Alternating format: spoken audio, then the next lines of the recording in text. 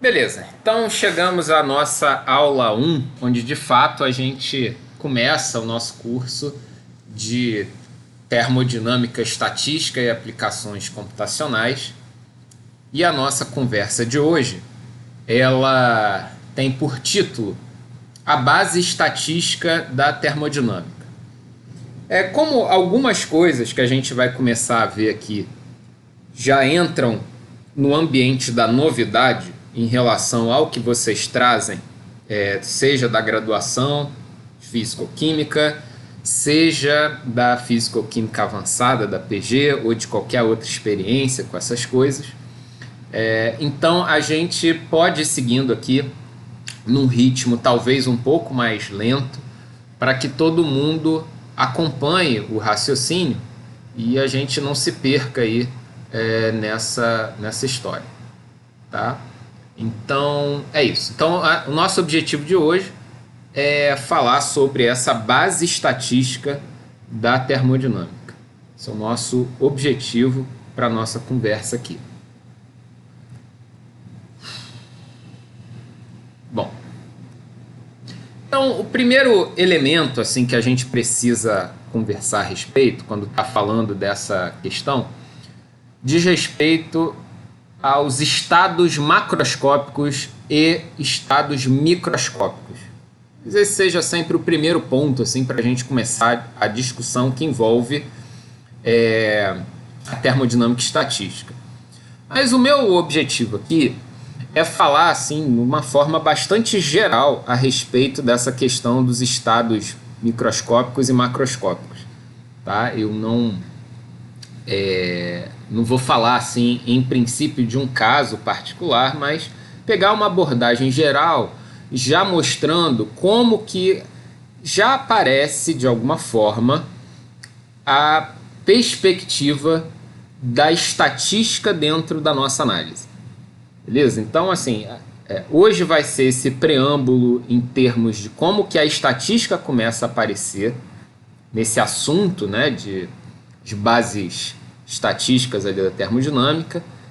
E eu diria que no nosso próximo assunto, né, no próximo capítulo da nossa conversa, aí a gente já entra com a mão na massa nas coisas mais diretas assim dentro de aplicações e soluções de problemas de termodinâmica estatística.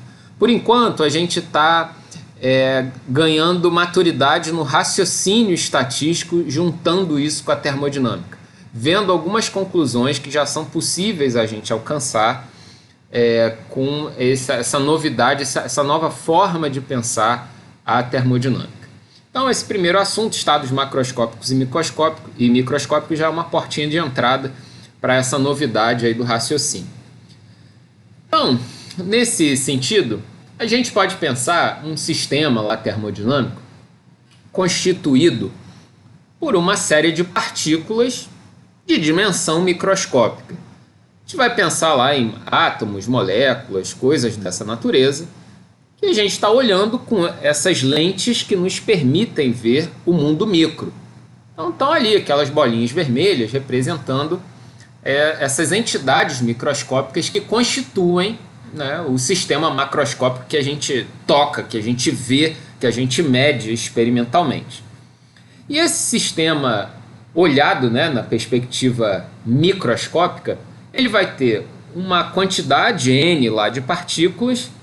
E numa primeira abordagem, ele vai estar confinado num volume que a gente vai chamar de V. Tá? Então é isso, N partículas num volume V. Quando a gente está trabalhando do ponto de vista macroscópico, a gente não vê essas partículas, tá? A gente pensa em massa, por exemplo. A gente mede a temperatura e tal. Mas aqui, para a gente vai pensar que essas partículas elas estão restritas a um determinado volume, e é uma quantidade geralmente bastante grande. O sistema real, né, o sistema macroscópico, o sistema com que a gente vai lidar no mundo do nosso dia a dia, esse N é da ordem de 10 a 23 moléculas. Né? Então, é um valor muito alto para essa quantidade de moléculas aí, ou de partículas de interesse. Tá? É como a gente conversou no nosso encontro passado. A gente perde até um pouco a dimensão dessa quantidade de partículas, né, quando está falando de algo de 10 elevado a 23. É um número substancialmente grande. Né? A gente se perde um pouco em dimensionar o que isso representa em termos de medidas, de volumes, de quantidades e tal. Né? A gente se atrapalha um pouco. Mas é isso, né? O que a gente tem é algo em torno de 10 a 23. Aquele exemplo simples do 18 gramas de água ter 6 vezes 10 a 23 moléculas confinadas ali naqueles aproximados 18 ml de líquido. Bom, então a gente teria um sistema, olhando do ponto de vista microscópico, ele estaria aí nessa condição. Bom, e a gente usa um conceito que, vamos dizer assim, seria uma espécie de primeira aproximação desse sistema microscópico para o sistema macroscópico. Então, a primeira aproximação de como que os sistemas microscópicos representam os sistemas macroscópicos. E essa noção, esse conceito, é o conceito de limite termodinâmico. Tá? Então, é um termo técnico que aparece dentro das considerações que a termodinâmica clássica assume para fazer a sua abordagem, a sua formulação, o seu desenvolvimento, e que nós, no âmbito da termodinâmica estatística, nós vamos chegar no comportamento macroscópico apelando para essa ideia chamada de limite termodinâmico. O que é o limite termodinâmico? O limite termodinâmico ele se constitui ao considerar que o número de partículas e o volume do sistema tendem a infinito. Então, quando a gente construir as nossas formulações de termodinâmica estatística, a gente vai chegar em relações matemáticas, obviamente, e aí a gente vai querer saber assim, vem cá, mas como é que é o comportamento macroscópico do sistema? Aí a gente vai colocar lá uma linha no nosso desenvolvimento, que é a seguinte, então eu vou calcular o limite termodinâmico desse fenômeno. E aí, ao fazer isso, a gente vai forçar a barra, a gente vai fazer a análise, levando n a infinito e v a infinito. E a gente vai perceber as consequências que aparecem na nossa formulação ao fazer esse tipo de consideração. Então, o que eu quero dizer com isso? Que a termodinâmica clássica, que é o ambiente macroscópico, né? Então, a termodinâmica clássica ela se volta para sistemas macroscópicos em equilíbrio. Ela assume na sua formulação, na sua consideração, que o número de partículas microscópicas constituintes do sistema é assombrosamente grande, ou seja, tende a infinito. E que o volume macroscópico do sistema é substancialmente maior do que aqueles volumes de natureza microscópica. Tá? Então, assim, existe uma distinção muito radical de escala quando a gente está comparando o sistema microscópico com o sistema macroscópico. Tá? A gente faz uma distinção muito radical. Tá certo? Então, esse é um conceito que aparece para a gente, o conceito de limite termodinâmico, e que a gente, com frequência, vai se deparar com ele para construir as nossas formulações. Então, não se esqueçam disso, limite termodinâmico é um termo técnico. Porém, a ideia desse limite termodinâmico permite a gente perceber que existem algumas coisas que, do ponto de vista microscópico, embora tendam a infinito, né, número, volume, que são propriedades extensivas, mas quando eu faço a razão entre eles, n sobre v, eu encontro um número que vai ser constante, independente do tamanho desse sistema, que, por exemplo, é a densidade numérica ali de partículas presentes no meu sistema.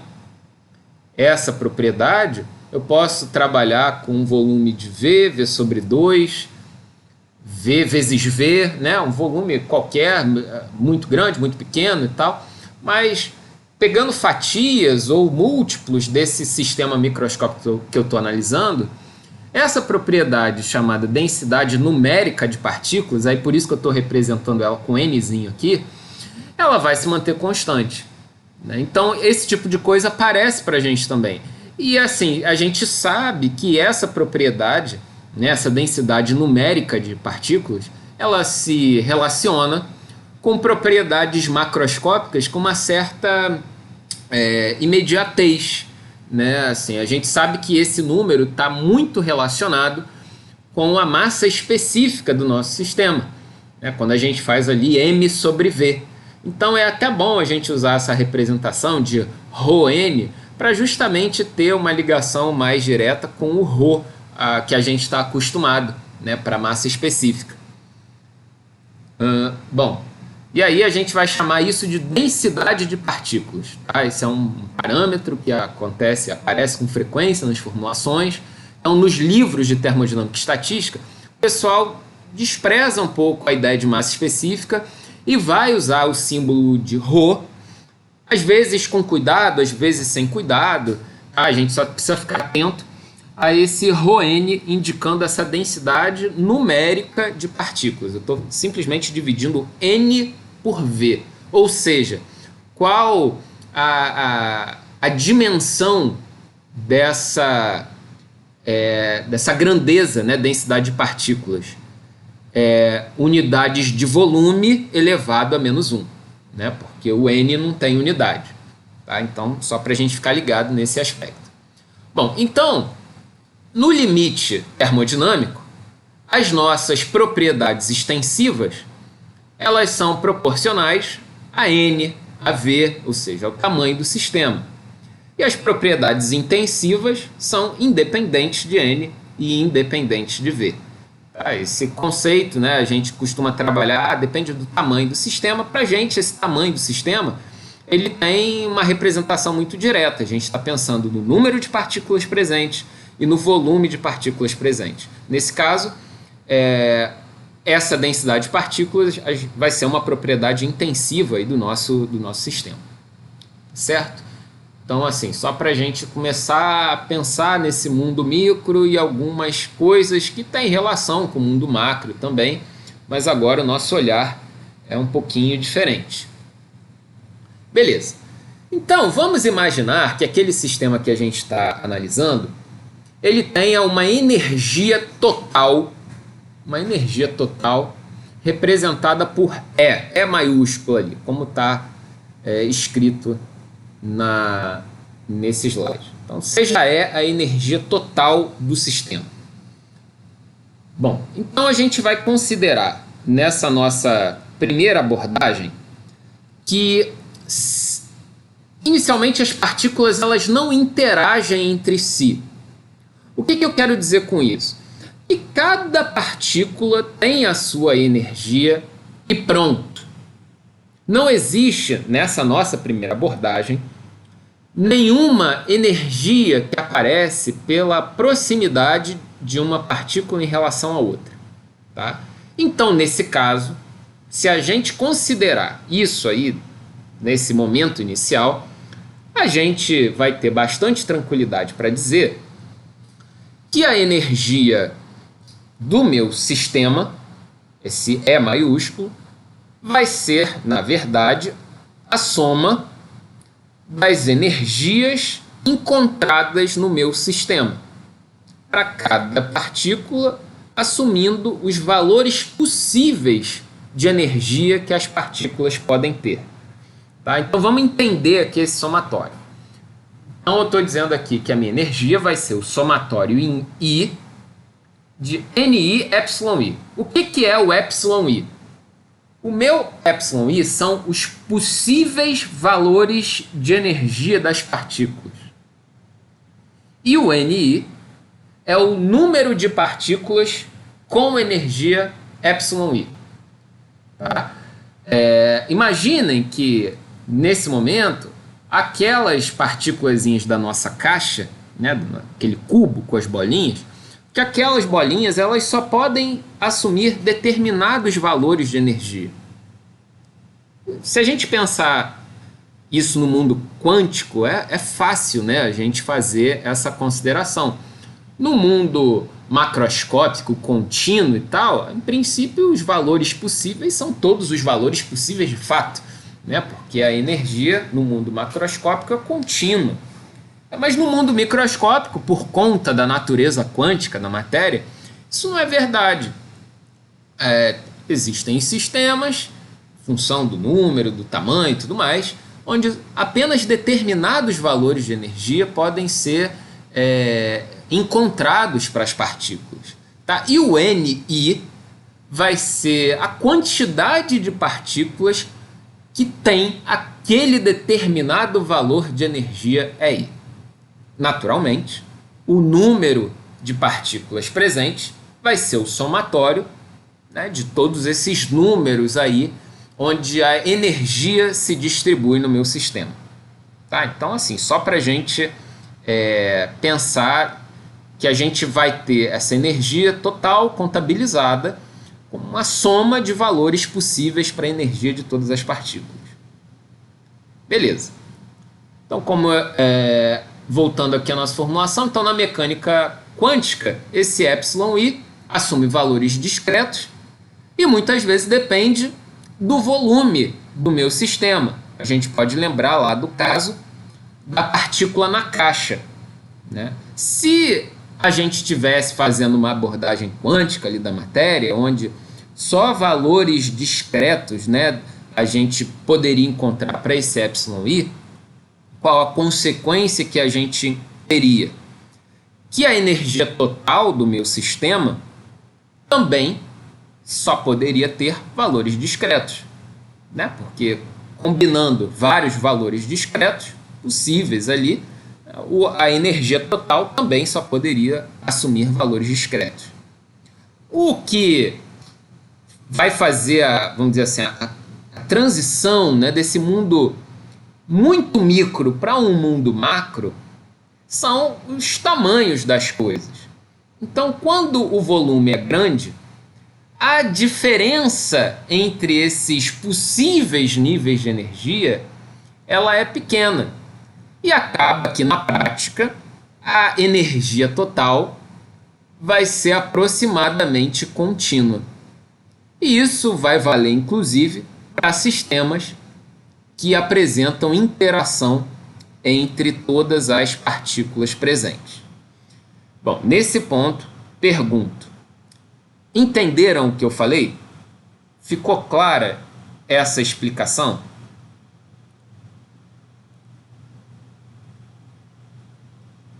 Deem uma reclamada aí.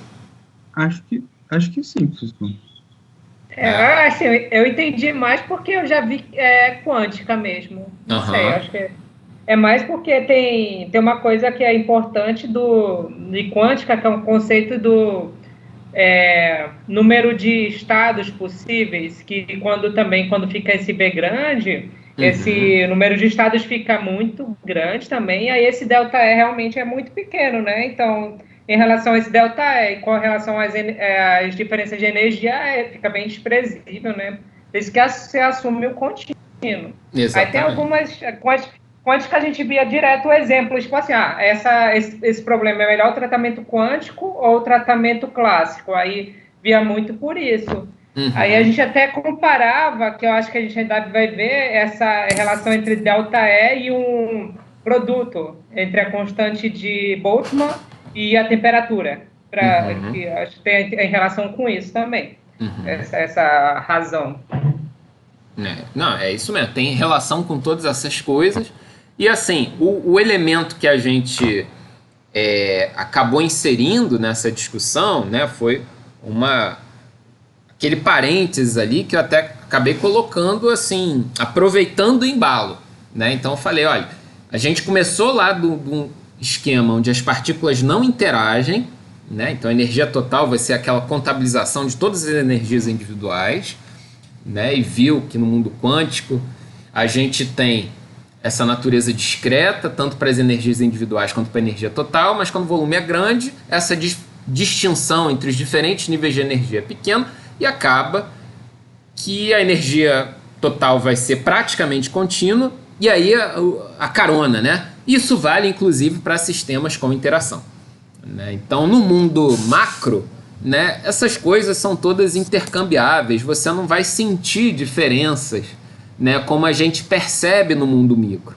Se vocês lembrarem da nossa conversa do encontro anterior, de terça-feira, eu falei em algum momento que o grande calcanhar de Aquiles das nossas construções em termodinâmica e estatística diz respeito aos vínculos ou às interações, né? Então aqui a gente já está começando a pensar nas tendências que a gente vai observar quando está analisando o sistema do ponto de vista micro, começa com micro e se desloca para o mundo macro, fazendo essa abordagem do limite termodinâmico, né? Então esse tipo de coisa a gente vai encontrar. Então no limite termodinâmico, mesmo quando há interação, a energia vai se manifestar de forma contínua e tal, porque as diferenças vão ser muito pequenas e esse tipo de coisa vai aparecer na formulação. Então, só para a gente ficar ligado assim, em pequenos comportamentos esperados, né, para grandezas como essa, quando a gente tiver mais à frente manipulando essas expressões e vendo os resultados, analisando os resultados. Professor Jaco, né? Fala aí, Lucas.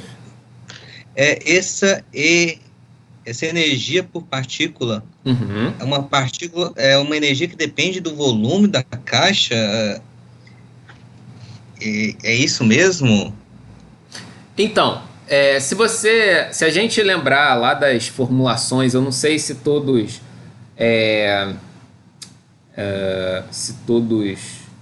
viram isso em quântica, né? Eu acho que o pessoal, Medeiros é o que teoricamente viu isso há mais pouco tempo. Você teve quântica lá no básico, Medeiros? Em física 4. Em física 4, né? Foi semestre passado. Isso. Então você lembra, né, que naquela solução lá do problema da partícula na caixa e tal, tinha uma relação com a gente O sempre... volume da caixa. Então, sim, a gente resolve sempre o caso unidimensional, né? Mas aí aparece o L ali pra gente, né? Pensando numa partícula confinada na caixa. Beleza. Isso. Né? Que foi até... Pensar nos sistemas quânticos mesmo, tipo um bóson, algum confinado de partículas quânticas, todos teriam a mesma energia, né? Independente do tamanho da caixa. Não, mas pensando naquele exemplo mais simples, assim, de uma partícula na caixa, né? Aquele exemplo clássico da mecânica quântica, que tem solução analítica lá e tudo mais. Né? Então, entendi, beleza. Então, naquela solução, a gente resolve o caso unidimensional, mas aparece o L lá, né? Que é uma representação da dimensão. Você viu isso, né, Medeiros? Sim, vi sim. Viu, né? Então. Ainda sim, tem umas coisas meio complicadas de lembrar, mas eu vi sim. Não, beleza. Não é trivial, não. Mas, assim, pelo menos conceitualmente, você lembra que tinha algumas coisas relacionadas com isso, né? É normal. Partícula na caixa, eu lembro assim. Isso. Se você der uma folhadinha lá no seu livro, não sei qual livro você usou, pode ter sido aquele livrão azul, né?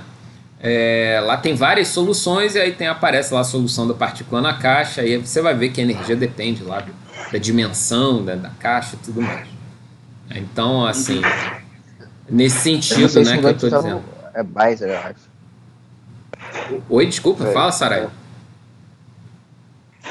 O que a gente usou no nosso ano, acho que foi o Beiser que tinha o desenvolvimento da partícula na caixa. Não sei se mudou no passado. Não sei. Do meu tempo pra cá, que eu já não sei mesmo como é que tá. Mas isso eu até vou colocar depois no material da aula, uma revisão de algumas coisinhas dessas abordagens quânticas, assim, só para a gente recordar algumas formulações, assim, que são uns exemplos importantes que a gente não pode abrir mão quando está começando a mergulhar nessa reflexão. É um capítulo assim, bastante ilustrativo que resume um pouco dessas ideias, não precisa ser um curso e tal, só para a gente refrescar a memória. Ou você dá aquela olhada, né, na Wikipedia, né, que sempre tem essas coisas resumidas e bem organizadinhas também, que ajudam a gente. Bom, então, em resumo, né, o que a gente pode dizer dessas coisas que a gente está vendo? Que, em alguma medida, o número de partículas presentes, o volume e a energia definem o que a gente vai chamar de macroestado do sistema. Macroestado. Ora bolas, vocês lembram da nossa equação fundamental lá da termodinâmica que o Saraiva perguntou no chatzinho ali da aula 0? Lembra que entropia era definida em função de U, V e N? E N era representado em número de mols das espécies presentes, mas isso, na verdade, é o próprio Nzão ali, né? Então, esses elementos, eles definem o macroestado do sistema. O que nos causa uma certa angústia é que, ao analisar o sistema no nível microscópico,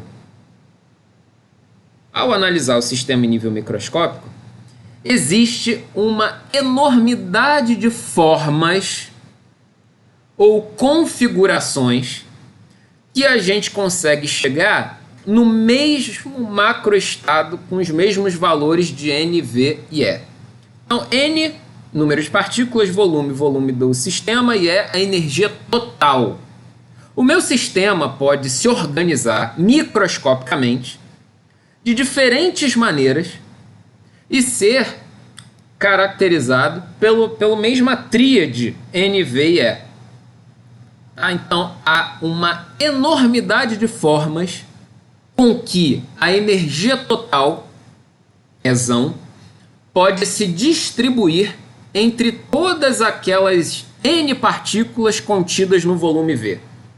Então, a gente pode pensar assim, um caso muito simples. Uma das partículas vai conter toda a energia e as outras vão ter energia zero.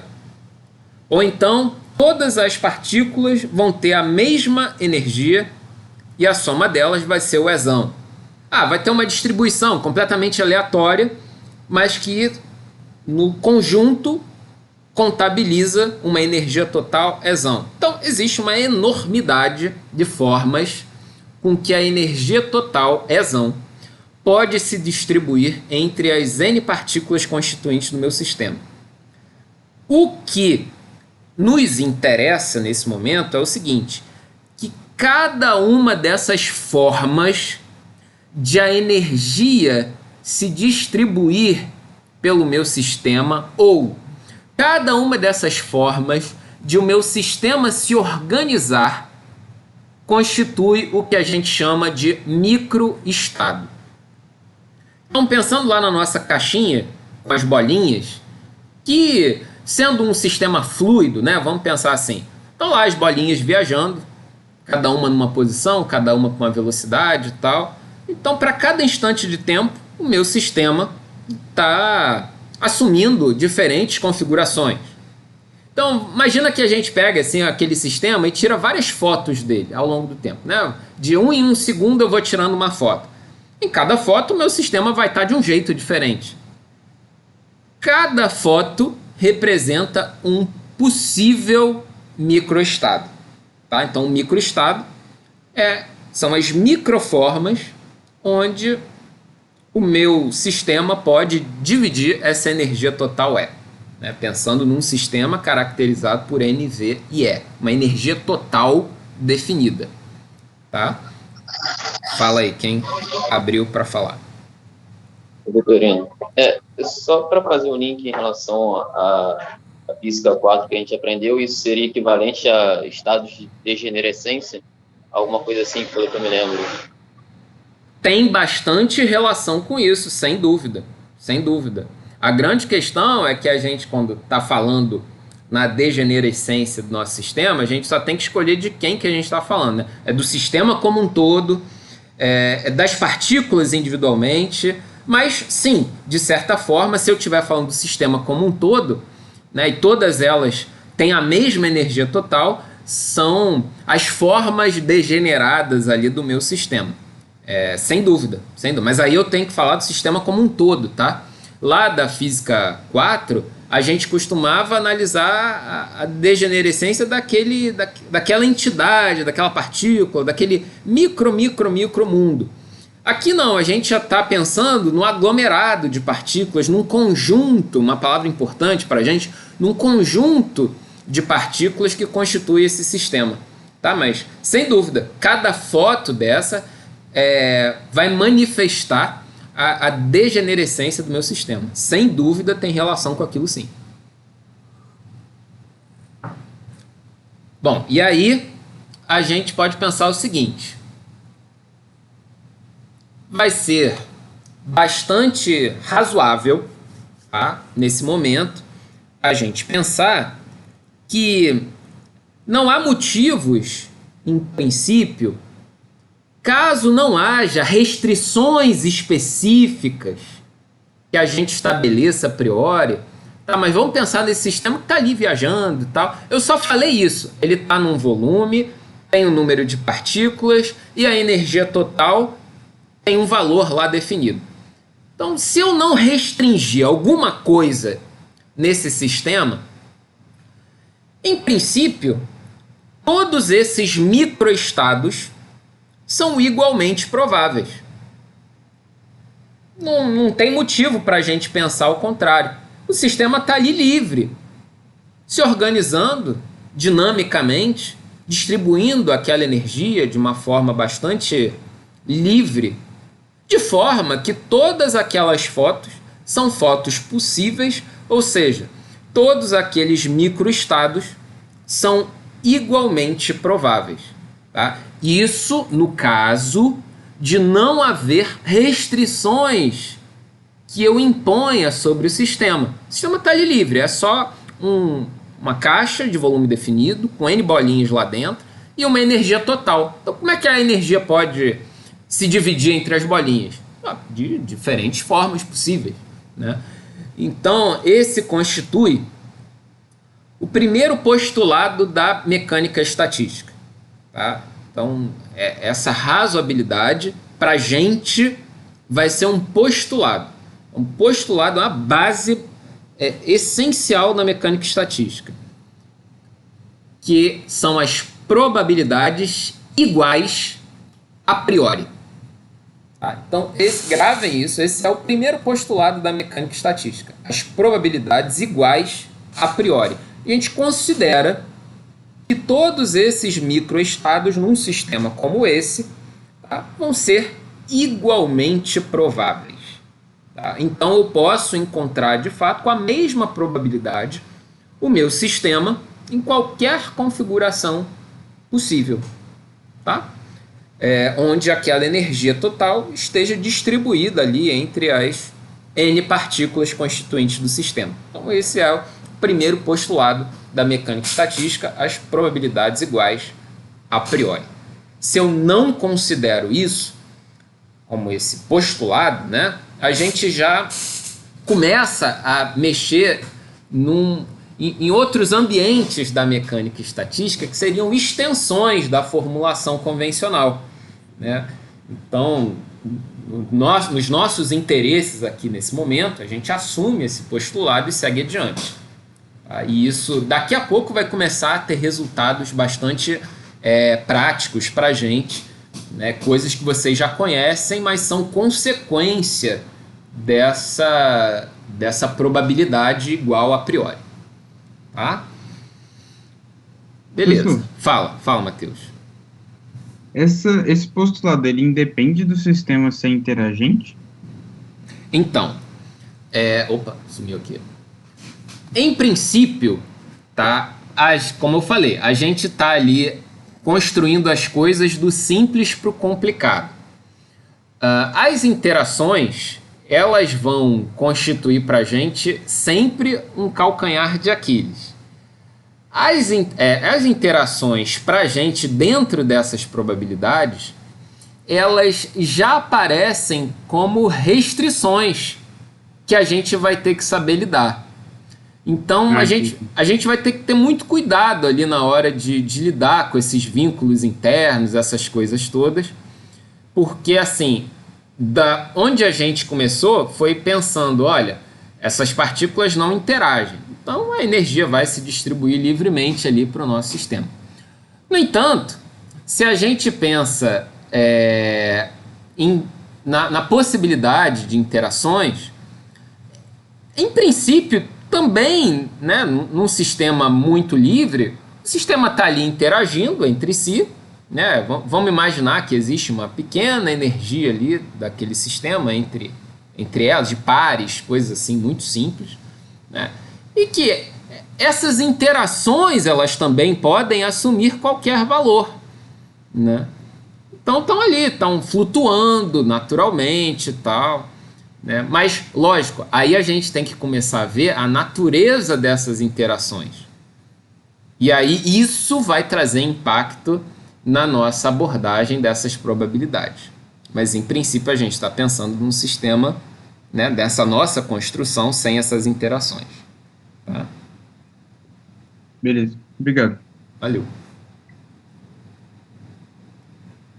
Bom, então, diante disso, a gente vai começar a escrever algumas coisas, só para a gente começar a entrar na notação que nos interessa. Primeira delas, o número de microestados possíveis depende do número de partículas, do volume e da energia total.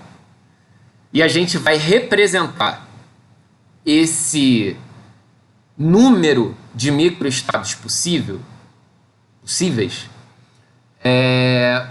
por esse símbolo ômega maiúsculo, né, essa ferradura, que vai ser uma função de N, V e E. Tá? O lance da energia, né, pensar nessa dependência da energia, lembra no caso lá das energias quantizadas, né? A questão do volume lembra da partícula na caixa. Então, o número de microestados possíveis, ou seja, o número de formas com que a energia total pode se distribuir, depende da energia total, do volume e do número de partículas presentes. Esse número de microestados é a degenerescência do meu sistema que o Vitorino estava comentando lá atrás.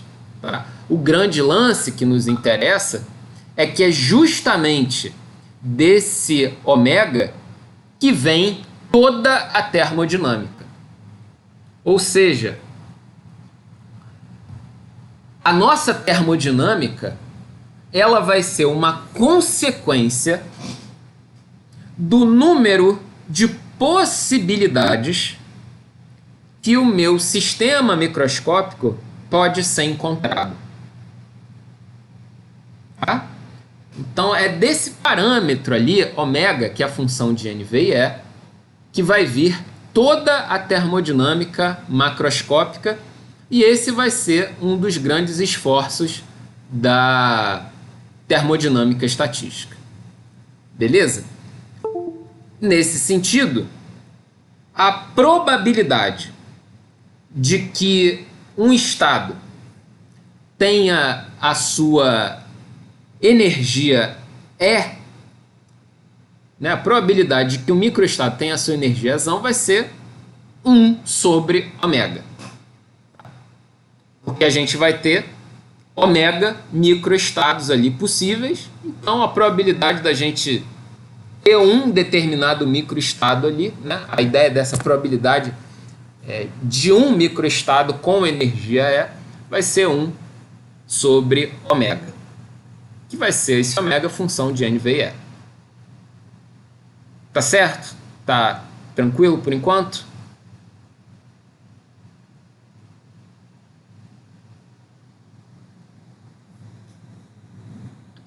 Está tranquilo. Não.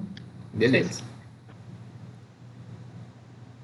Roberta, Medeiros, Brown, tá safo? Se vocês estiverem vivos aí. Tá sim, por enquanto tá indo. Beleza. Professor. Quem fala? Todos os estados vão ter igual probabilidade de acontecer, ou pode ter, tipo, de alguma maneira, como a gente já viu, tipo, na estatística, de ter um estado meio que com uma probabilidade maior? Tá, não, beleza. Por enquanto, nessa construção que a gente está fazendo, tá? A gente está assumindo ali o primeiro postulado da termodinâmica estatística. Qual a consequência? Todos esses microestados têm a mesma probabilidade 1 sobre ômega de ocorrerem. Tá? Então, nesse momento inicial, a gente não impôs sobre o sistema nenhum tipo de restrição que mude essas possibilidades de configurações ali do sistema, que faça dar preferência a uma configuração em detrimento de outra.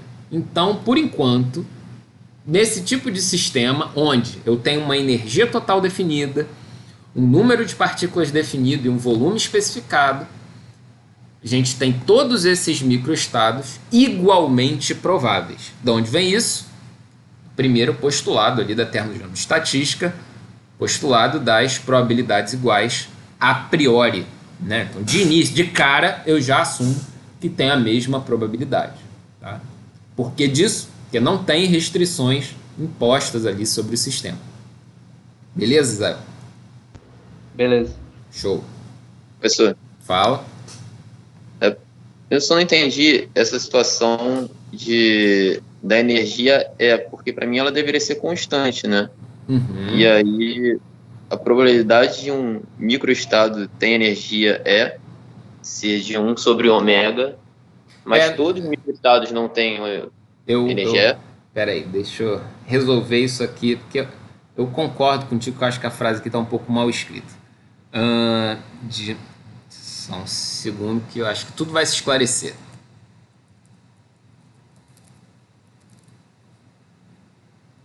Só um segundo.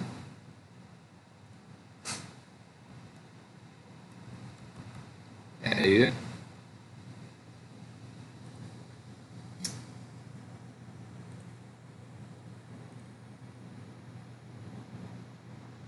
Ih, cara. Fechou o Word aqui. O PowerPoint, desculpa.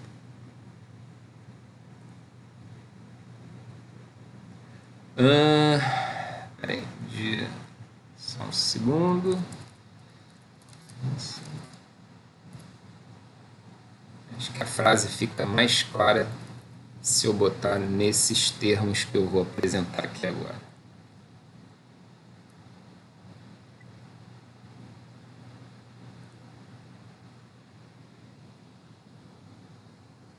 Isso aqui, ó. Acho que fica mais coerente. Probabilidade de ocorrência de um microestado, de um determinado microestado com energia E, 1 sobre ômega. Beleza. Melhor Agora assim? entendi. Beleza. Show. Tá. Opa. Bom, então, diante disso, a gente pode pensar sobre a natureza de ômega e seu sentido físico. Tá? A gente precisa começar a dar sentido físico para esse ômega. E aí esse é o tópico 2 aqui da nossa conversa. Bom, a gente vai destrinchar, vai começar a refletir sobre a natureza de ômega e seu sentido físico com um problema que, do ponto de vista nosso aqui vai ser um problema macroscópico, só que a gente vai dar uma ênfase microscópica para ele, que vai ser o problema do contato térmico entre dois sistemas. Então, vou colocar dois sistemas que a gente vai usar essas grandezas microscópicas para caracterizar o meu sistema. A gente vai colocar eles em contato térmico e vai chegar numa conclusão fundamental para nós sobre a natureza de ômega e seu sentido físico. Então, imagina que a gente tem um sistema A1 definido ali por um número de partículas, volume e energia N1, V1 e E1.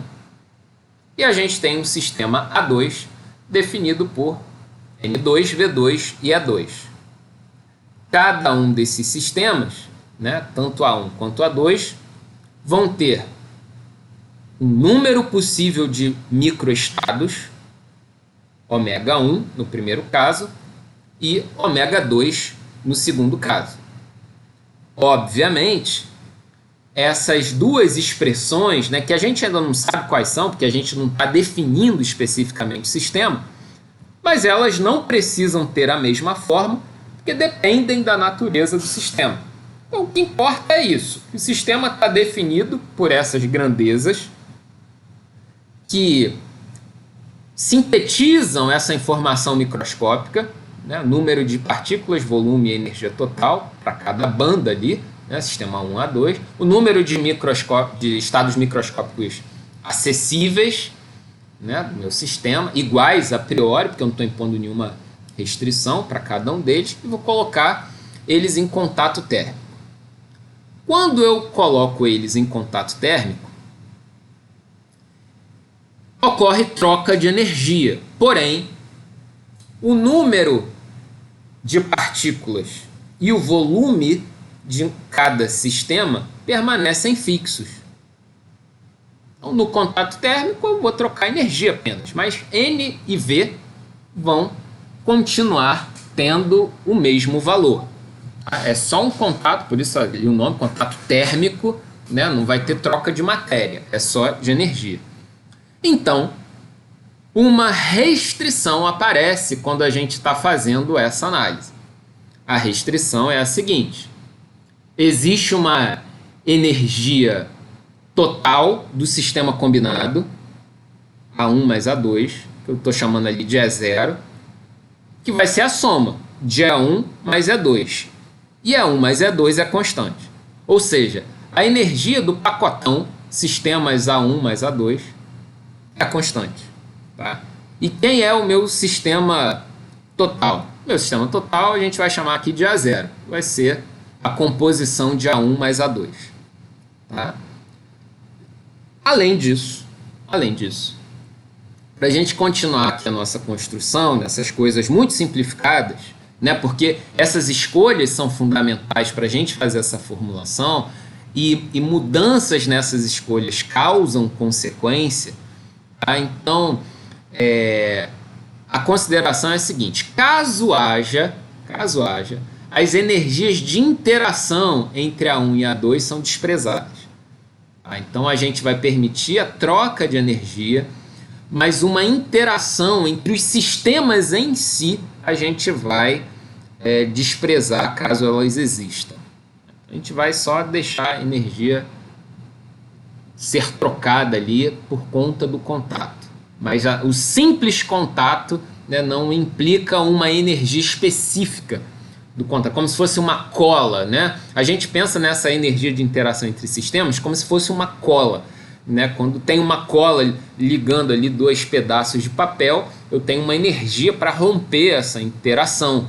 Né? Então, desprezem a existência de qualquer cola. Né? Eu só coloco as duas coisas juntos e deixo o sistema evoluir ali para trocar energia. É isso que a gente está imaginando. Tá? Beleza.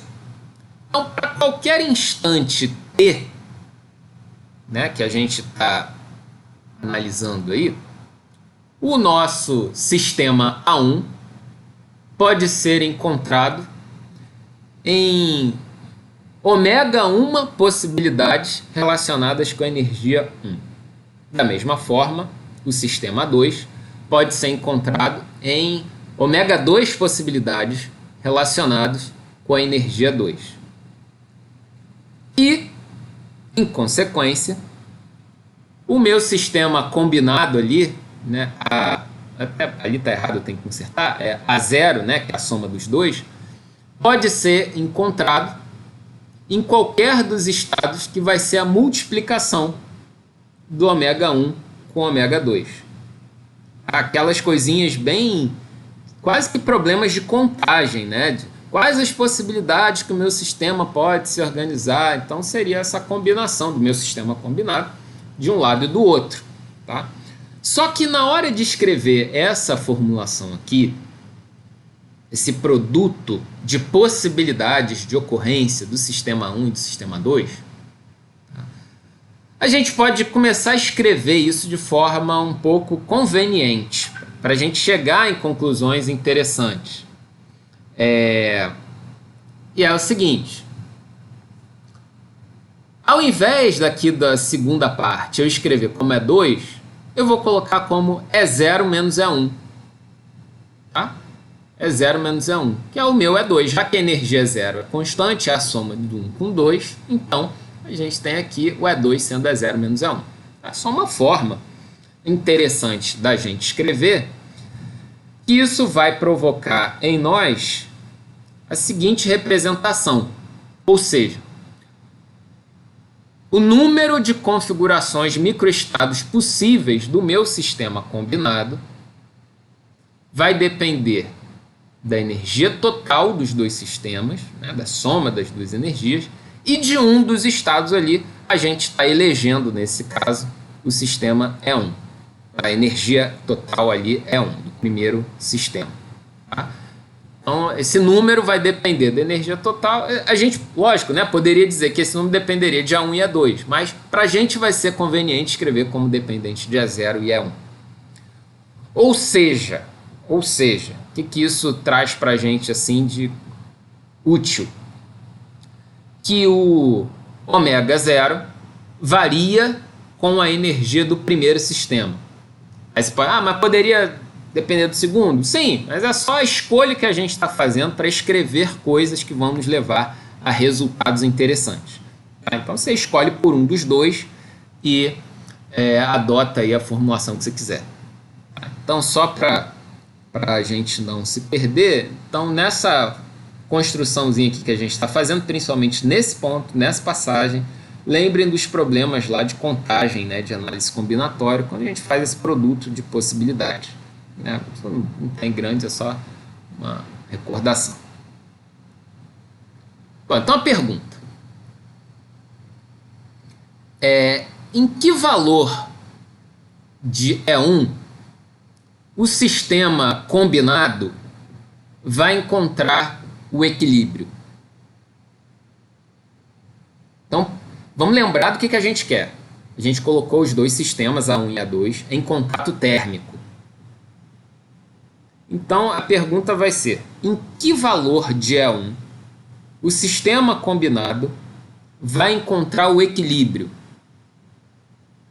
Bom, uma resposta razoável dentro da nossa formulação, que ele vai encontrar o equilíbrio quando a energia 1 esse nosso parâmetro aqui, o número de microestados, maximizar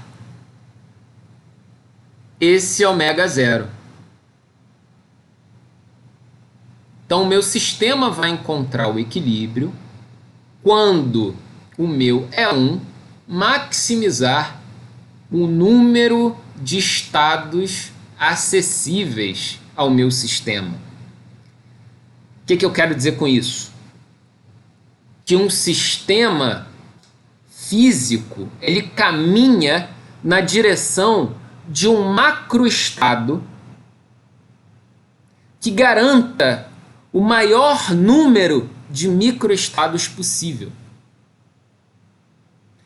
O que eu quero dizer com isso do ponto de vista físico? Do ponto de vista físico, a natureza se comporta querendo encontrar versatilidade. A natureza se comporta querendo essa flexibilidade. Olha, o que vai ser mais confortável para o sistema chegar ao seu equilíbrio? Vai ser confortável se a gente puder escolher livremente a forma de se organizar.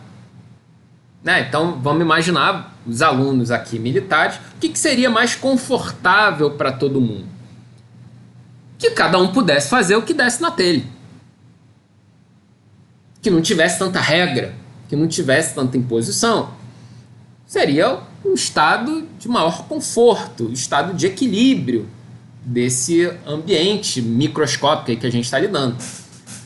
Então, o que eu estou dizendo é o seguinte, que quando eu encontro esse valor da energia que maximiza o número de estados possível, eu estou caminhando na direção do macroestado de equilíbrio. Em resumo, o que isso quer dizer? Que mais microestados estão ligados ao macroestado mais provável, e esse macroestado mais provável é o estado de equilíbrio do sistema. Isso ficou claro? Pergunto para vocês. Mas a gente consegue provar isso? Provar. Deixa eu pensar aqui.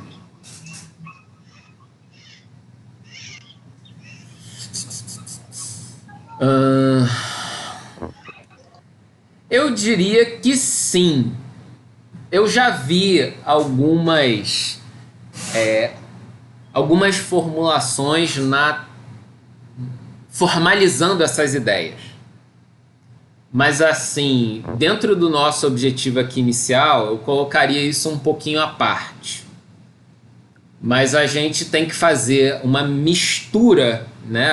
Assim, as demonstrações dessas coisas passam por uma mescla ali de probabilidade com cálculo, né? Porque a gente vai tentar maximizar uma distribuição de probabilidades, coisas desse tipo, tá? E aí, bom, falei, eu tô querendo mais enfatizar o sentido físico das coisas do que só ficar gastando matemática nesse momento. Mas eu já vi sim, sem dúvida. Eu estou lembrando aqui, existem até umas publicações, eu posso botar isso ali no Drive, pelo menos indicar, uns livros de mecânica e estatística que dão uma pegada assim, mais formal do ponto de vista matemático, e aí vão ficar nas demonstrações dessas coisas. Eles não vão estar nem um pouco interessados com a física da termodinâmica e estatística e vão ficar nessa formalização dessas distribuições de probabilidade, né? O grande lance é que assim, a gente fala no estado de equilíbrio, né? A gente vai ter que definir para a matemática o que é estado de equilíbrio, né? Então a gente vai ter que dar uma regra para ela, e isso quem vai dar é a física. Então, traduzindo isso em matemática, a matemática vai demonstrar isso para a gente. Eu só tenho que dizer o que isso é, né? Professor, só para lembrar, né, maximizar o número de estados é maximizar a entropia, não, né? Calma aí, camarada. Eu não falei nada disso ainda. Cara, aí você prova isso que ele acabou de perguntar. Exatamente. Mas assim, fugindo disso, né, pensando só, vamos dizer assim, em caixinhas, né, onde eu estou organizando valores de energia para cada uma delas e tal, né, sem pensar em termodinâmica por enquanto, né, só pensando em distribuições e probabilidades, coisas desse tipo, né, a gente já conseguiria chegar a algumas conclusões, né, porque o Lucas estava falando assim, mas é a entropia e tal, mas eu não falei nada disso ainda, né? A gente está só pensando nessas formas do meu sistema se organizar, e eu estou dizendo o seguinte, olha, o macroestado mais provável, ou seja, quando você está diante de um copo d'água e ele está ali na tua frente, manifestado como copo d'água, daquele jeito que ele está ali, né, aquilo representa, do ponto de vista macroscópico, o macroestado mais provável, né? A água podia estar organizada de muitas outras formas naquele copo, mas ela está ali daquele jeito. Aquele é o macroestado mais provável. E aquele macroestado mais provável é o que promove o maior número de microestados possível do sistema. Isso está ligado ao estado de equilíbrio do sistema. Esses conceitos começam a se interrelacionar. Tá certo? Beleza? Tamo junto? Tá, beleza. Bom. Então, agora a gente vai dar um toquezinho de matemática aí nessas coisas. Tá? Só pra gente talvez mexer um pouquinho com essas contas assim, só pra gente dar uma olhada. Ver se traduz com um pouco mais de clareza essas coisas que a gente quer ver. Bom, então vamos imaginar que E1 barra e E2 barra são os valores de equilíbrio das energias E1 e E2, tá? 1 e 2 referentes ali, os sistemas 1 e 2. Vamos imaginar que E1 barra e E2 barra são os valores de equilíbrio de E1 e E2. Né? O sistema ali resultante da minha acomodação térmica, vamos imaginar assim. Então o que a gente quer? A gente quer maximizar o meu ômega zero, justamente para descobrir, vem cá, como é que vai ficar esse meu sistema no final, ali no equilíbrio. Tá? A gente vai ter que maximizar, e para descobrir em que condição ocorre esse máximo, a gente vai ter que fazer essa continha aqui, derivar o nosso ômega zero em relação ao E1, que foi o parâmetro que a gente escolheu ali na hora de montar a nossa expressão. Bom, ao fazer essa derivada igual a zero, a gente chega no seguinte resultado. A gente tem aqui, né, como esse ômega zero vai ser o produto ali do número, né, de microestados do 1 e do 2, e aí tem a derivada do produto, a gente só tem que tomar o cuidado aqui, ó, de fazer por parte direitinho, né? Então a derivada de ômega 1 em relação a E1 vezes o número de microestados do sistema 2 no seu valor de equilíbrio, mais ômega 1 no seu valor de equilíbrio, vezes a derivada do sistema 2 em relação à energia dele. Mas tem esse termozinho aqui, que na nossa escolha lá da representação, que a gente colocou um pelo outro, né, a gente sabe como E2 se liga com E1. Né? A gente sabe que E1 mais E2 dá E0. Então a relação entre E2 e E1, essa derivada ali, vale menos 1. Consequência disso. A consequência disso é que essa expressão que está ali, né, que é a derivada do produto, vai poder ser reescrita dessa forma. Sinal de menos vai fazer com que todo esse pacote seja jogado para o lado de lá, com sinal positivo, a gente fica com essa igualdade. E a gente vai fazer um manejo aqui para as coisas começarem a ficar interessantes. O que eu vou fazer? Eu vou pegar essas derivadas e botar tudo que é ômega 1 de um lado, tudo que é ômega 2 do outro lado. Tá? Então vai ter que rolar uma troca aqui, né? Um vem para baixo dividindo o outro também, de modo que a gente chegue nesse resultado. Então vai ser 1 sobre ômega 1 vezes derivada de ômega 1 é 1, igual a 1 sobre ômega 2 vezes derivada de ômega 2 é 2. Tá? Calculados lá nos valores de equilíbrio. Então, só estamos organizando aí essa expressão para a gente ver o que rola. Eu vou começar o próximo slide com esse último resultado, só para a gente não se perder e ir comparando ali a nossa construção. Tá? Então, começa a próxima cena com essa última equação. Está ali. Né? Simplesmente transcrever. Agora vem a carta na manga.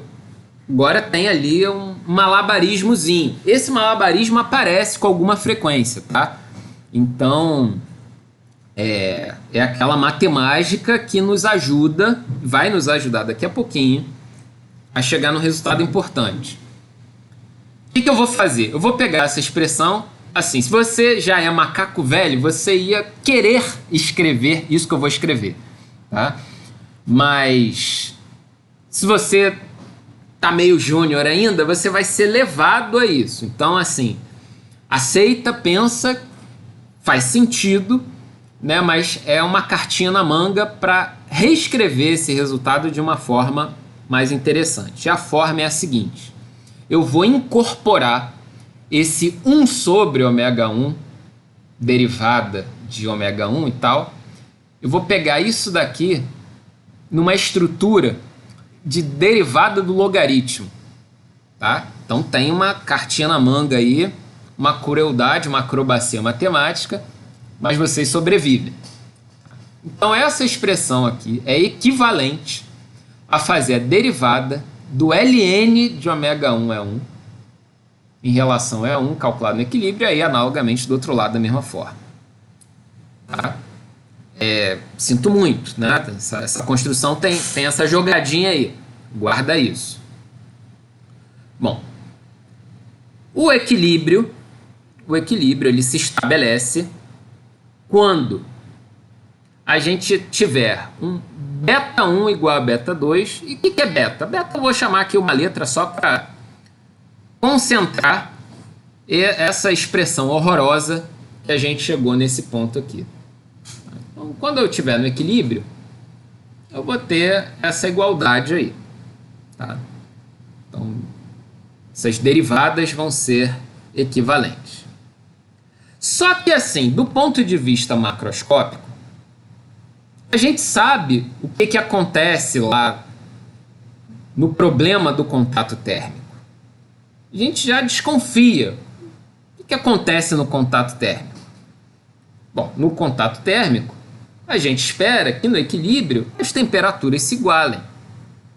Bom, então se foi essa relação que eu encontrei como consequência ali da contagem do número de microestados no equilíbrio, e eu apelei aqui para usar esse beta só para representar e ficar um pouco mais bonito, e eu sei que no mundo macroscópico meu equilíbrio térmico vai conduzir a uma igualdade das temperaturas, não é assim tanta crueldade a gente imaginar que esse beta ele deve ter alguma relação com a temperatura, porque são coisas que vão ser mantidas na forma de igualdade quando eu chegar lá no meu equilíbrio térmico.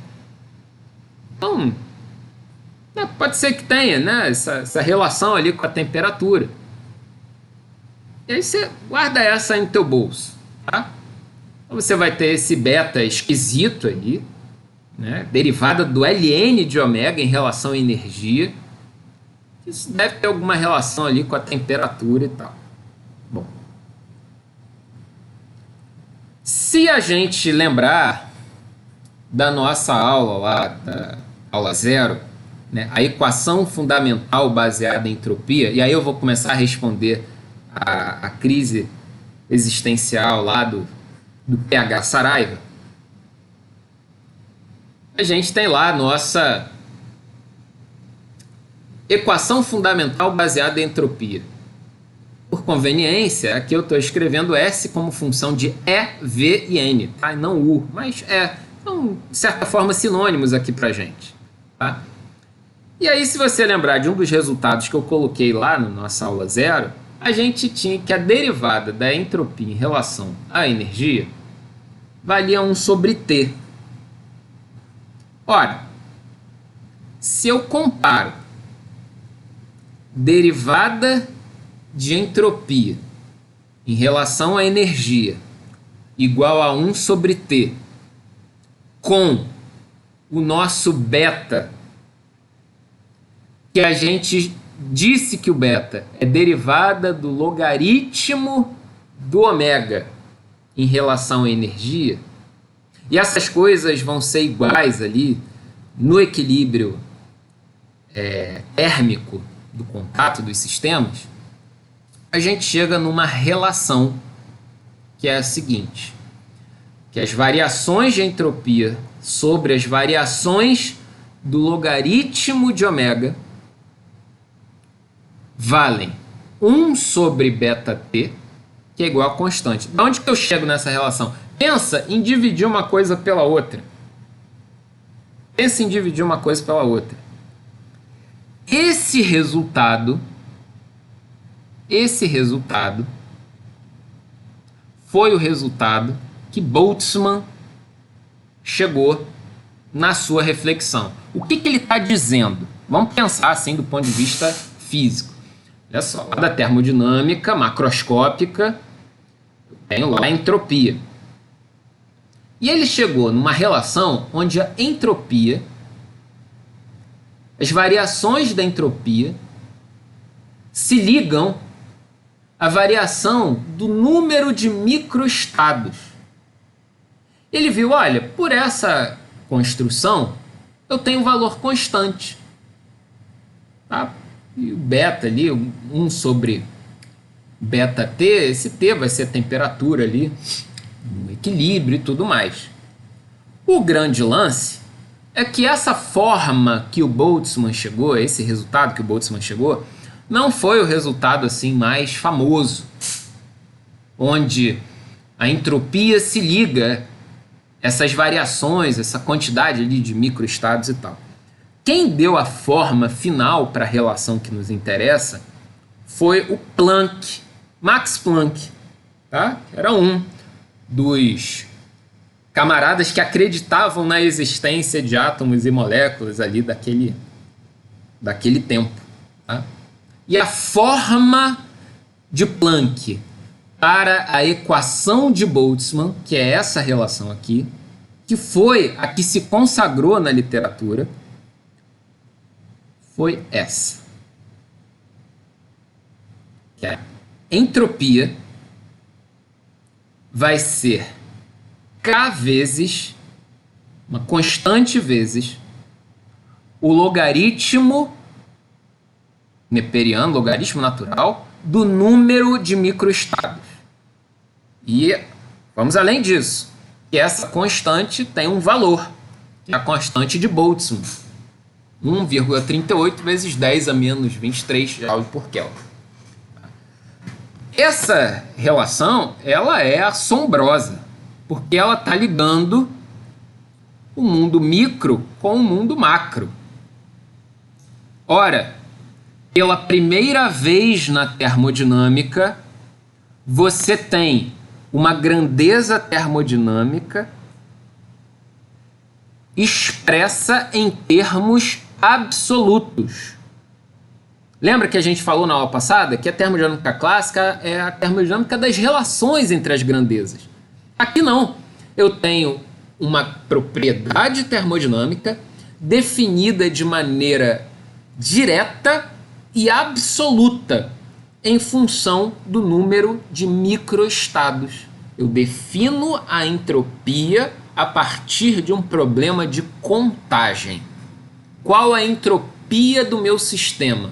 A entropia do meu sistema depende do número de microestados acessíveis ao meu sistema, do número de microestados, do número de formas que o meu sistema pode se organizar. Daí uma correção àquela conceituação que a gente traz do ensino médio. A entropia é a bagunça do sistema, o nível de bagunça do sistema. Pois é uma linguagem muito pueril para a gente pensar, na verdade, que não é o nível de bagunça. Antes, pelo contrário. A entropia está relacionada com o número de formas que o meu sistema pode se organizar. Ele está associado com a flexibilidade do meu sistema. certo? Então a termodinâmica estatística estabeleceu agora uma relação absoluta de uma grandeza que já afeta lá os problemas da termodinâmica macroscópica, a entropia. A entropia se limita a um problema de contagem. Se eu puder contar o número de microestados acessíveis a um sistema, eu determino de maneira direta a entropia. O que isso quer dizer? Bom, a entropia vai ser zero quando eu só tenho um microestado acessível. Se eu só tenho uma única forma do meu sistema se organizar, a entropia do meu sistema vai ser zero. Imagina que alguém dá uma regra. Fala assim, ó, quarto ano inteiro ali, 100 alunos, se bem que os militares, sei lá, são 50, 40, vamos botar assim. Todos vão ficar em forma por ordem de tamanho da direita para a esquerda, da frente para trás.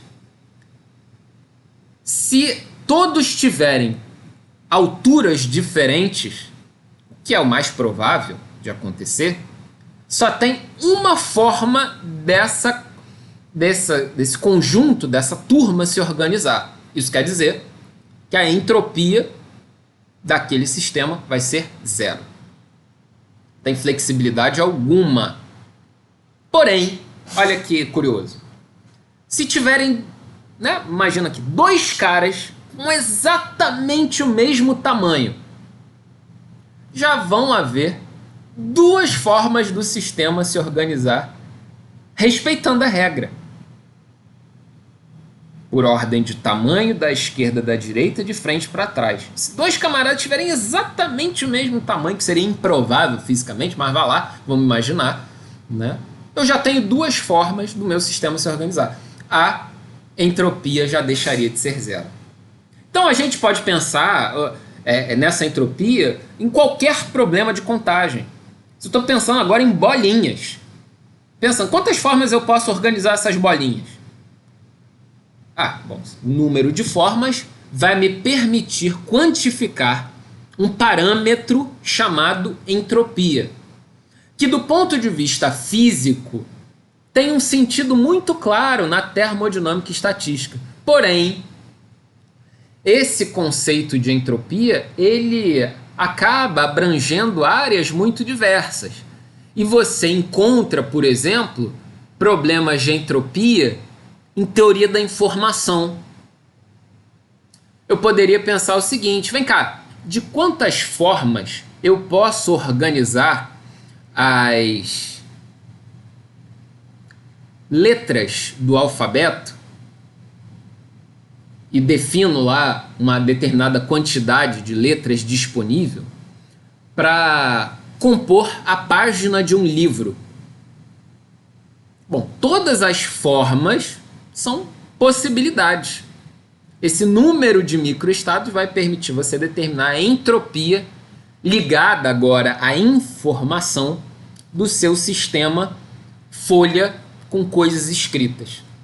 Tá? Então, a entropia é um negócio muito mais interessante do que simplesmente ela medir uma coisa, né? Felizmente eu não tenho um entropiômetro, porque a entropia vai para muito além de um sentido de medir. Eu estou pensando em possibilidades em que o sistema pode acontecer.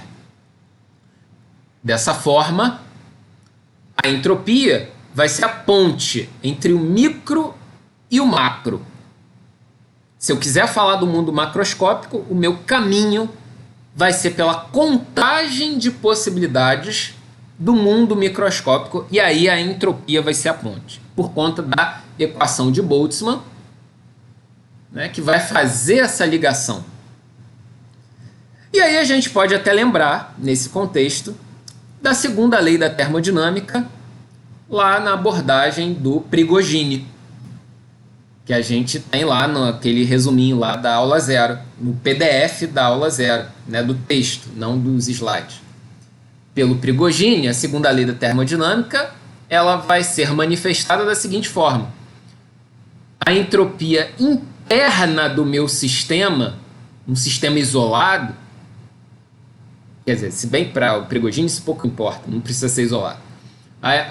A entropia interna do sistema vai ser sempre maior ou igual a zero. Ou seja, os processos irreversíveis que acontecem internamente ao sistema visam aumentar o número de microestados acessíveis. Então, quando, por exemplo, imagina a seguinte situação: você tem um corpo onde de início você tem uma determinada distribuição de temperatura, né? Um gradiente definido ali, né? De um lado está mais quente do que do outro, e você vai deixar aquele sistema relaxar. Relaxar significa conduzir-se espontaneamente ao equilíbrio. Quem vai ser o responsável por essa condução? São os processos internos irreversíveis. Você lembrar lá da física vai ser lei de Fourier, essas coisas. Então, o que esses processos de condução de calor têm por finalidade? Aumentar o número de microestados acessíveis. Ou seja, distribuir de forma mais livre a energia do sistema. Tá? Fazer com que o sistema se manifeste de forma mais flexível. Então, as coisas começam a se integrar. Esse capítulo da segunda lei da termodinâmica pelo Prigogine, isso é a base lá dos estudos de fenômenos de transporte. Quando você está vendo lá viscosidade, condutividade térmica, coeficiente de difusão, são meios internos de o sistema chegar a um equilíbrio de distribuição de temperatura, de massa, de campos de velocidade e tal, para aumentar a entropia do sistema. Então, esses fenômenos, né, viscosidade, condução, difusão, são fenômenos de geração de entropia. Além disso, né, só para a gente fechar essas ideias, a gente tem ali o beta, né, sendo definido por 1 sobre constante de Boltzmann vezes temperatura. Isso vai aparecer toda hora para a gente, então guardem esse beta aí, né, que vai aparecer. E a constante de Boltzmann também sendo contabilizada como constante dos gases ideais dividido pelo número de Avogadro. Também tem essa relação, eventualmente pode ser útil. Tá? Último slide aí, né? Só para a gente fechar essa nossa conversa e continuar na terça que vem. Esse monumento, essa estátua aqui do lado, isso aqui na verdade é a sepultura do Boltzmann. Tá?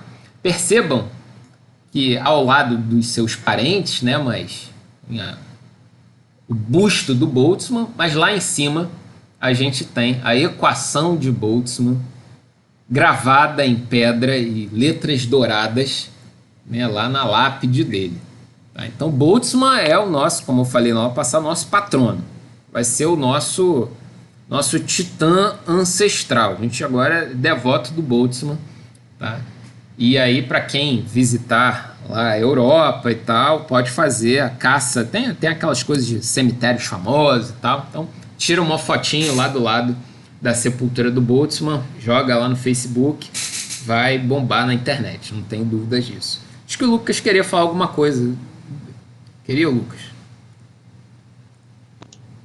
Sobre o... Não tem que você nada liberou o microfone aí? Não liberei não. Ah, não? Ah, que tava um ruidinho, achei que tinha falado. Foi mal.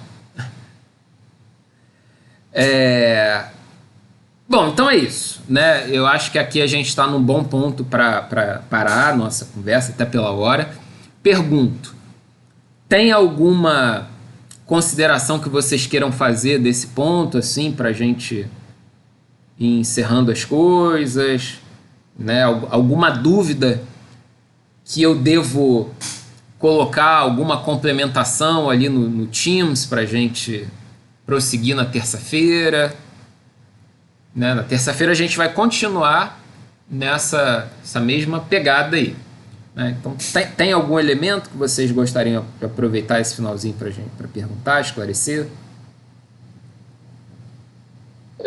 Professor, só uma dúvida em relação à aula 0, quando o senhor fala de variáveis fundamentais, certo. E aí é citado para a entropia, que tem a energia interna e o volume, enfim, e também o recíproco para a entropia, para a energia interna. Lá na termodinâmica, na FISC 2, eu me lembro que quando o Coronel Cano foi falar esse assunto para a gente, ele às vezes ficava alternando a forma de escrever essas funções termodinâmicas como pressão e volume, ou entropia e volume, enfim, às vezes com uma mesma função termodinâmica. Isso tem alguma coisa mais geral que eu possa falar, tipo, duas grandezas fundamentais consegue escrever qualquer uma dessas funções termodinâmicas, ou na verdade não? Então, o que está em jogo quando a gente faz essas representações, e aí uma das minhas intenções quando eu estava falando ali da questão da equação fundamental e tal, então assim, não misture os termos. A gente tem a equação fundamental e as variáveis naturais dos potenciais termodinâmicos. Qual a consequência do uso das variáveis naturais? É uma relação direta entre as expressões de diferencial, quando eu pego assim, derivo em função das suas variáveis, e aquela relação que a gente faz da combinação ali da primeira lei com a segunda lei, né? du igual a TdS, não sei o que e tal.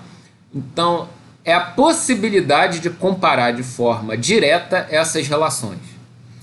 Naturalmente, a gente pode fazer qualquer escolha para representar as nossas grandezas termodinâmicas. Porém, essas escolhas, da forma como eu estou conduzindo, elas são as que nos levam às relações mais imediatas.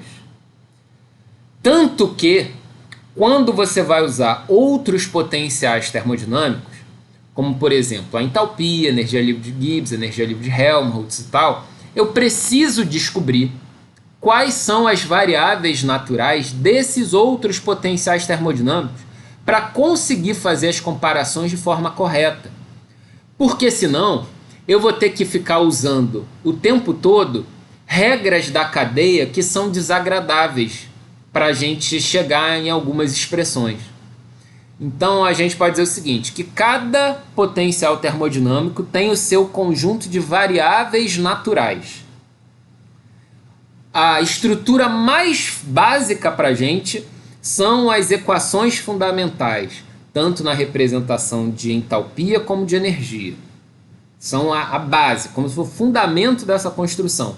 Quando eu migro para outros potenciais, como a entalpia, energia livre de Gibbs, Helmholtz e tal, eu preciso usar, não sei se você lembra, uma traquinagem ali matemática, que eram as transformadas de Legendre, dos potenciais originais, para fazer a mudança de variáveis certa. Agora, você pode, sem sombra de dúvidas, representar a partir de qualquer outra grandeza. O problema é que, do ponto de vista matemático, isso vai ficar colocando, né, aquelas coisinhas de regra da cadeia e que vão ficar enchendo a nossa paciência para chegar nas formulações que a gente deseja. Então, tá tudo certo. O problema são as escolhas que a gente faz em função de onde a gente quer chegar. Não é natural a gente saber isso, né? Porque você tem que pensar como num jogo de xadrez, pensar 2 passos à frente, né? Então, por isso que termodinâmica é um assunto que a gente vai, vamos dizer assim, mastigando, ruminando ali com o tempo, para saber essas jogadinhas, e com o tempo você já vai assimilando assim, não, para chegar naquela formulação, eu tenho que partir disso. Você tem que saber isso, não adianta, tá? E aí, lógico, você tem as construções mais elegantes e tal, né, para chegar nos resultados. Porque se você chega no imbróglio ali matemático, você não consegue chegar naquela formulação mais bonita, vamos colocar assim.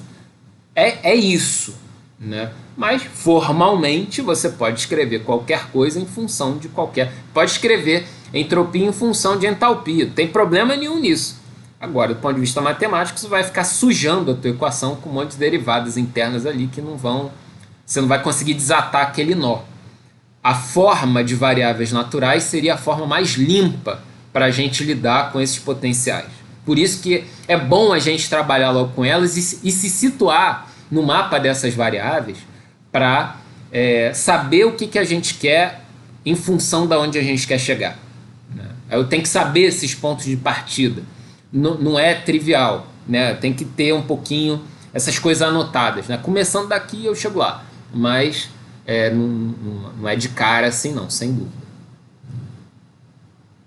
Beleza, obrigado. Valeu. Mas fala aí, Matheus. Aquela relação que o senhor mostrou da derivada da entropia em relação ao ln do ômega e a relação que o senhor falou de Planck. Um é tipo assim, de uma você chega na outra? Não, né? Então, essa daqui para a forma de Planck, né? Isso não é uma consequência, não, né? Ele chegou nisso por outros meios. Então, não é nem uma questão de chegada, não é uma questão de derivação, é uma questão de representação. Tá? Então, o Boltzmann chegou, por conta de toda essa construção que a gente fez até aqui, nessa relação. O Planck que deu, vamos dizer assim, o pulo do gato em termos da representação objetiva, como se ele tivesse conseguido interpretar de maneira até mais potente do que o próprio Boltzmann a relação a que o Boltzmann chegou. Então, essa relação que se consagrou como equação de Boltzmann é a interpretação de Planck para a equação de Boltzmann. Só que o Planck sumiu nessa história, entendeu? Mas ele é tão importante quanto o Boltzmann para a gente chegar nessa construção.